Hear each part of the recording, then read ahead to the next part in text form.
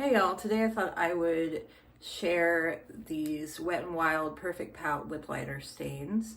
I picked up these two shades at Five Below and I think they were $5 a piece. I've got the shade I'm Blushing and the shade Spilled Wine. And there's a third shade called Nude Tights, which unfortunately was not in stock at my Five Below, although it was probably the one that I would be most interested in. And these have a really interesting flat tip, so they're really ideal for lip lining. And this is the shade I'm Blushing.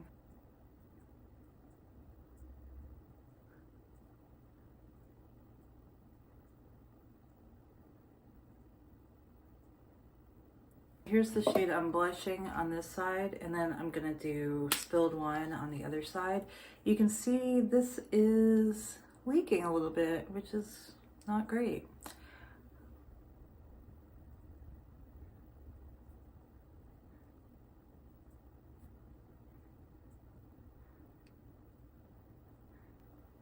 I also do not have the steadiest of hands, and I think it's kind of the trend now to wear these kind of more harsh liners with a lighter color. This isn't necessarily the one I would go for, but it's just what I grabbed. It's the Kosas Wet Lip Oil in the shade Unbuttoned.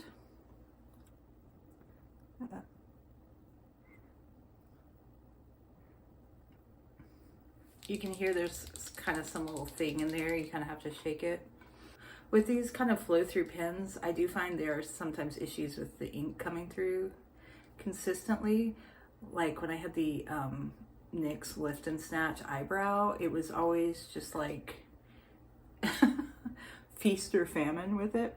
But anyway, I do really like the shape of this tip. So you've got the little sharp edge, and then you can kind of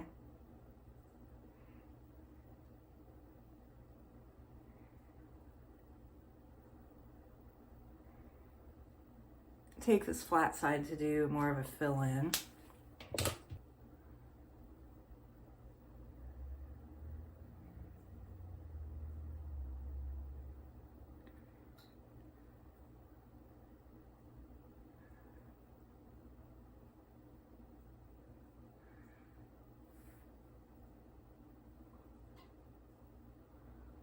And the Spilled Wine goes pretty vampy on me. I feel like a lot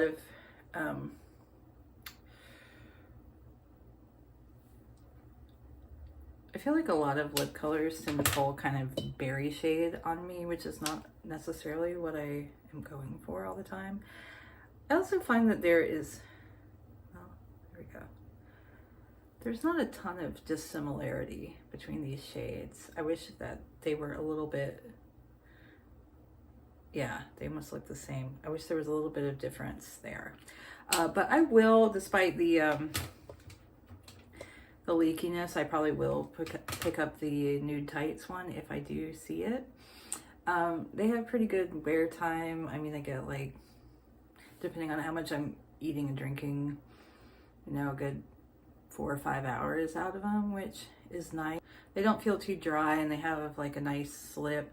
I wish the shades were a little bit less like berryish. A lot of times these kind of staining things all seem to like dry to the same sort of like fuchsia-ish color, which I don't love.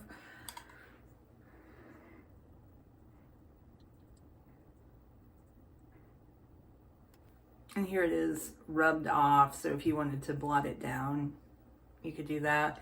I just used water, so if I really wanted to get it off, I could probably use something oil-based. And then for the sake of comparison, I have the CoverGirl Outlast lip stain. This is in the shade Sugi Girl. I don't know. It's number 10.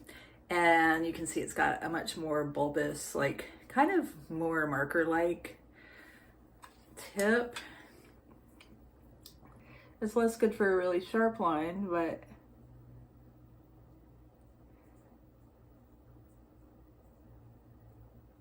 arguably better for a less intense sharp line. This feels a lot drier, and I don't know if that's because I got it off of Amazon and it's like old stock, but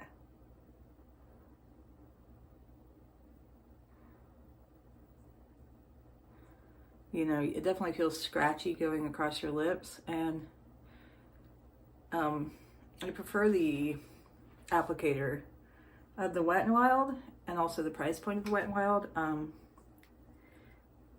And you can see here it's like pretty faint, but I do prefer this more brownie pink shade.